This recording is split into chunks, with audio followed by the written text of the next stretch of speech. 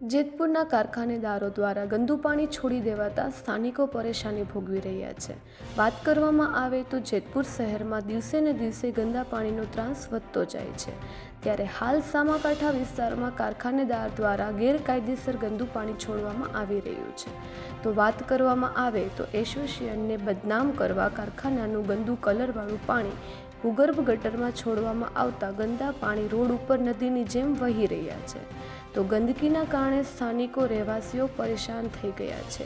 જ્યારે જીપીસીબી દ્વારા કેમ આવા ગેરકાયદેસર પાણી છોડતા વિરુદ્ધ કાર્યવાહી કરવામાં નથી આવતી તેવા પ્રશ્નો લોકોમાંથી ઉઠી રહ્યા છે।